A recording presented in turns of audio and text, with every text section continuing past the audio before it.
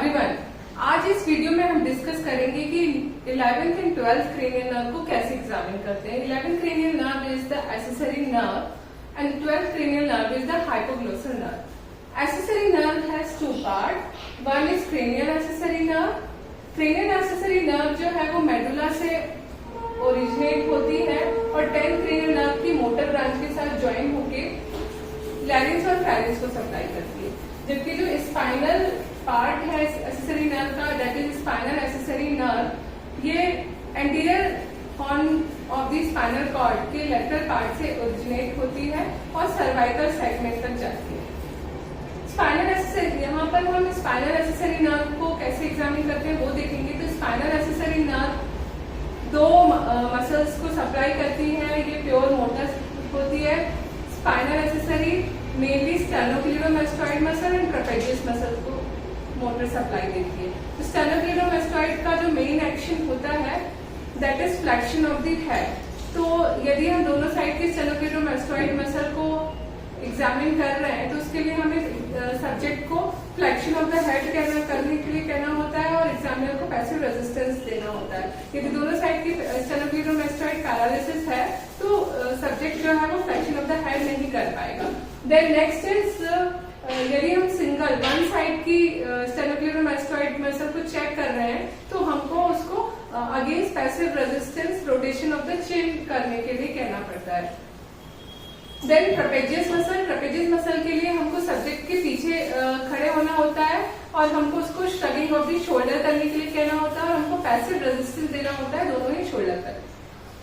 ये हम अब वीडियो में देखेंगे कि कैसे एग्जामिन करना है ट्रेपेजियस मसल को और स्टेनोक्लेविडोमास्टोइड मसल को। बिफोर दैट हम देखते हैं कि 12th cranial nerve, hypoglossal nerve जो कि प्योर मोटर नर्व है, ये टंग की ऑल 4 एक्सट्रिंसिक मसल और ऑल 4 इंट्रिंसिक मसल को सप्लाई देती है। एक्सट्रिंसिक मसल्स जो है मेनली जो इंट्रिंसिक मसल्स होती हैं उनका एक्शन होता है टंग के शेप को चेंज करने में, जबकि एक्सट्रिंसिक मसल जो है दैट इज जीनियोग्लॉसल मसल। तो दोनों साइड की जो जीनियोग्लॉसल मसल होती है इनका एक्शन होता है प्रोट्रूजन ऑफ द टंग। फिर हम डिप्रेशन देखें, डिप्रेशन ऑफ द टंग के लिए रिस्पॉन्सिबल होती है hyoglossus muscle. Retraction of the टंग के लिए इंपॉर्टेंट होती है स्टाइलोग्लॉसस मसल। एंड यदि हम एलिवेशन की बात करें तो एलिवेशन के लिए पैलेटोग्लॉसस मसल होती है। तो except palatoglossal all 3 extrinsic muscle is supplied by the hypoglossal muscle.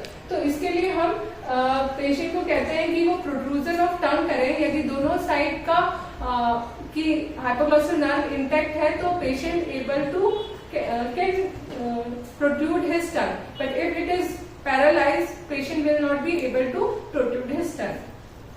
Then इसके लिए हम उसको side to side movement of the tongue करने के लिए कहते हैं लाइक दिस। और इसकी पावर चेक करने के लिए हम एक फिंगर से अपोज करते हैं चीक में दोनों साइड और उसको कहते हैं कि वो लिक करे चीक को और अपोज करे या टच करे फिंगर को इनसाइड से लाइक दिस। तो अब हम वीडियो में देखते हैं कि हमको कैसे एग्जामिन करना है 11th एंड 12th क्रेनियल।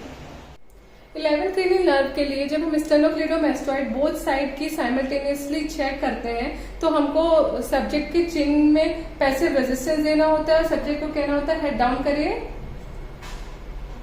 तो हेड फ्लेक्शन के लिए कहना होता है। जब हम एक ही साइड की स्टेनोक्लेविडोमास्टोइड को एग्जामिन करते हैं तो हमको पेशेंट के साइड से पैसिव रेजिस्टेंस देना है और सब्जेक्ट को कहना है कि चिन को उसी साइड रोटेट करिएगा लाइक दिस। तो यहाँ पे स्टेनोक्लेविडोमास्टोइड आपको प्रोमिनेंट मिलेगी, उस साइड चिन को रोटेट करिए।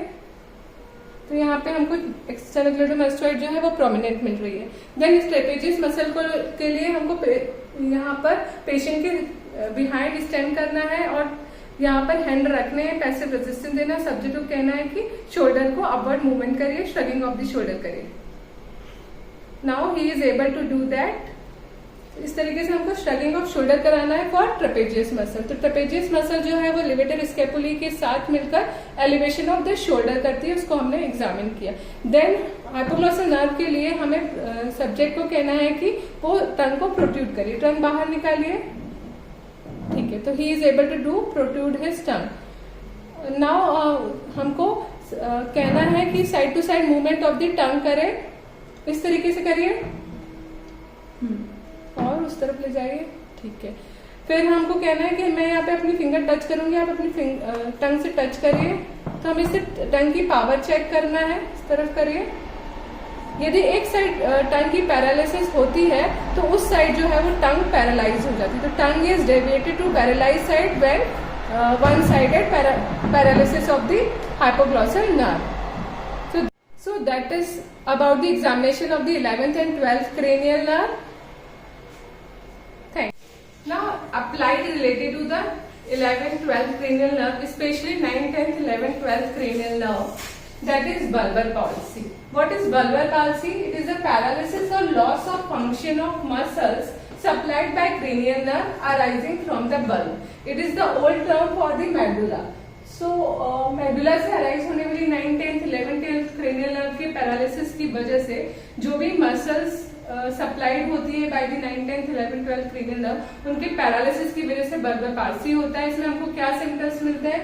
हमको इसमें मिलता है dysarthria, slurring of speech, dysphonia, nasal intonation, nasal twang, dysphagia, nasal regurgitation of the fluid and the dribbling of saliva.